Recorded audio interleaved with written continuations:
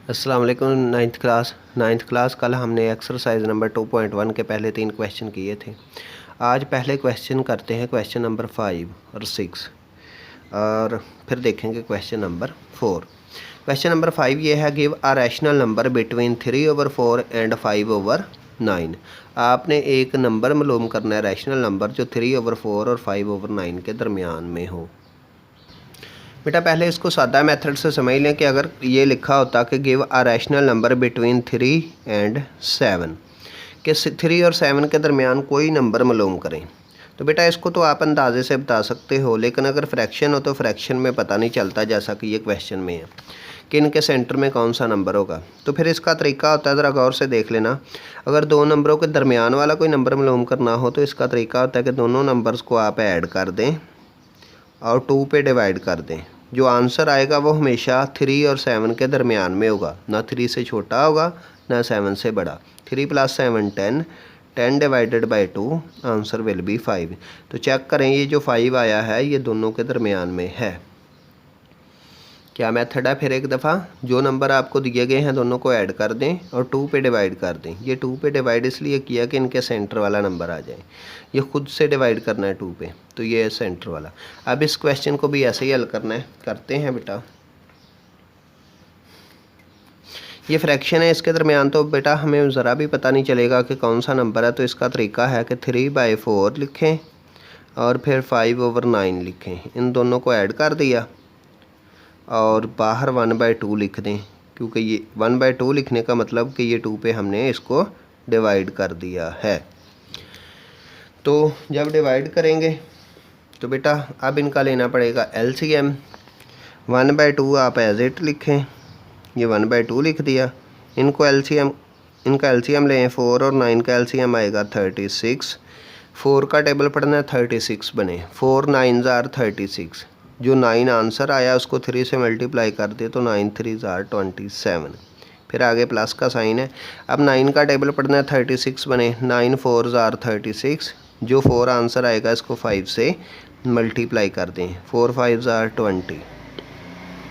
अब 1/2 as it, 27 और 20 ये बन जाएगा 47 और नीचे 36। बेटा ये 2 ऊपर कट नहीं हो सकता, कोई भी नंबर कट नहीं हो सकता, तो क्या करें, ऊपर वाले आपस में मल्टीप्लाई, नीचे वाले आपस में मल्टीप्लाई। तो 1 को 47 से मल्टीप्लाई करें तो 47, और नीचे 3 को कर दें, 2 को कर दें 36 से तो 72। बेटा ये नंबर है जो इन दोनों के दरमियान में होगा, 3/4 और 5/9 के। यही बेटा आपका आंसर है। बेटा अब इस एक्सरसाइज का सबसे अहम question, very important question number 6। बेटा क्वेश्चन नंबर 6 में लिखा हुआ है, express the following recurring decimal as the rational number P/Q where PQ are integer and Q can not be equal to 0। किसको P/Q की फॉर्म में लिखें, जबकि पहला पार्ट है 0.5 और 5 के ऊपर बेटा ये बार का साइन, इट मीन्स ये 0.5555 अप टू 5 है, यानी कि इसको हमने समझ लिया बांध दी है। तो ये वेरी इंपॉर्टेंट क्वेश्चन है बेटा, बार बार पेपर में आते हैं, तो इसको समझ लें। ये पहले था 0.5, इसका पहला पार्ट है ये। हमने क्या करना है, पहला स्टेप होगा लेट करें इसको x के इक्वल। मेथड ज़रा गौर से देखना है, और ये बार का साइन आपने बड़े ध्यान से लगाना है। ये जस्ट 5 के ऊपर है, 0 के ऊपर ना आए। और फिर क्या करें, इस 5 को आप क्या खोल दें, यानी कि बार का साइन ख़त्म कर दें। 0.5 जब ये 5 का बार का साइन ख़त्म करेंगे तो इट मीन्स ये 0.555 अप टू 100 है, और इसको हम कह लेंगे इक्वेशन 1। फिर बेटा अगर एक डिजिट रिपीट कर रहा हो, ये 0.5 यानी कि सिंगल डिजिट है, 5 सिंगल डिजिट है। अगर 5 3 होता, 5 के साथ 3 भी होता है तो 5 3 5 3 5 3 फिर 2 डिजिट बनते, लेकिन अब सिंगल है। अगर सिंगल डिजिट हो तो आपने मल्टीप्लाई कर देना बोथ साइड 10 से, मल्टीप्लाई बोथ साइड बाय 10। अगर सिंगल डिजिट रिपीट कर रहा हो तो आपने 10 से मल्टीप्लाई कर देना है दोनों तरफ। तो बेटा इसको 10 से मल्टीप्लाई कर दें, ये बन जाएगा 10 साथ x और इधर 10 ब्रैकेट ख़त्म, ब्रैकेट स्टार्ट 0.5 5 5 अप टू सोन। ये 10x 10 से जब मल्टीप्लाई करें किसी भी पॉइंट वाले डिजिट को तो बेटा पॉइंट जितने ज़ीरो हों उतने डिजिट आगे चला जाता है। 10 के साथ एक ज़ीरो है तो पॉइंट एक डिजिट आगे चला जाएगा, यानी कि 5.555 अप टू सोन।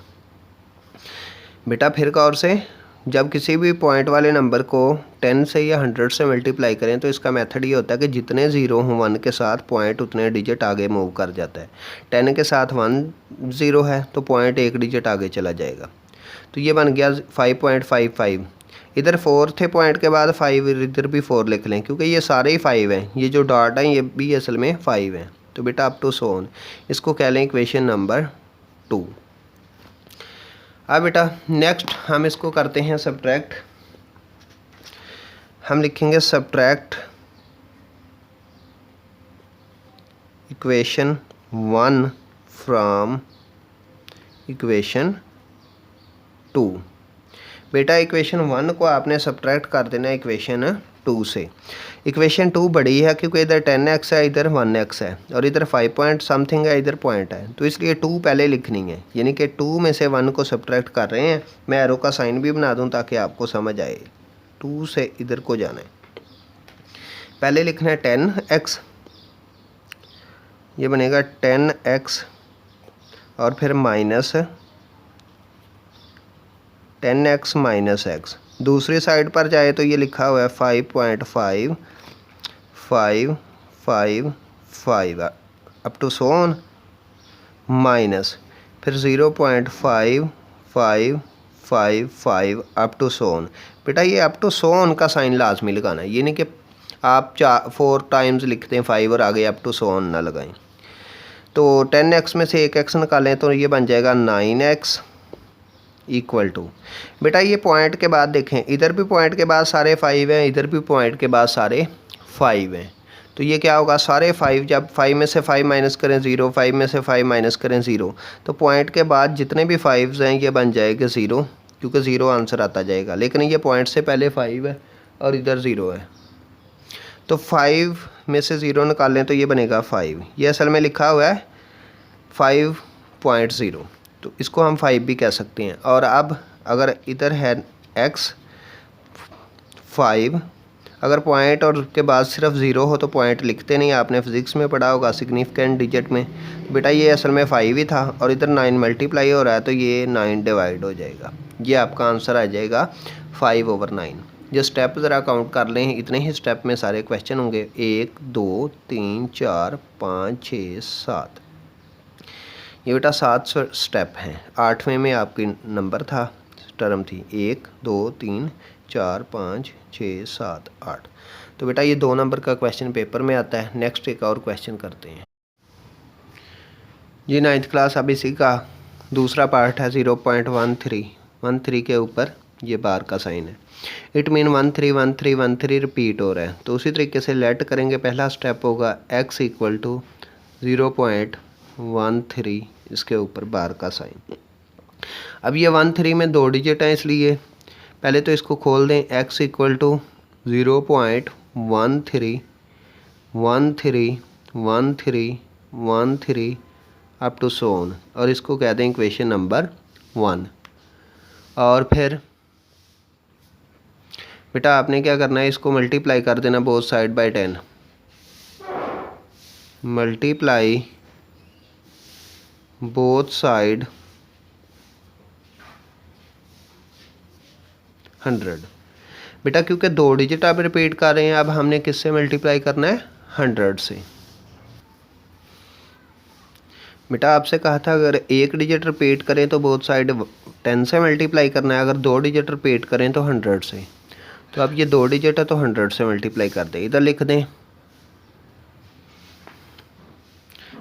दें 100 साथ x इक्वल टू 100 और ब्रैकेट में 0.13131313 अप टू सोन, और इसको मल्टीप्लाई करते हैं तो ये बनेगा 100x 100। अब ये 2 ज़ीरो हैं तो 0.2 डिजिट आगे मूव कर जाएगा, यानी कि 13 के बाद 13 पॉइंट, फिर 13 13 13 और 13 अप टू सो ऑन।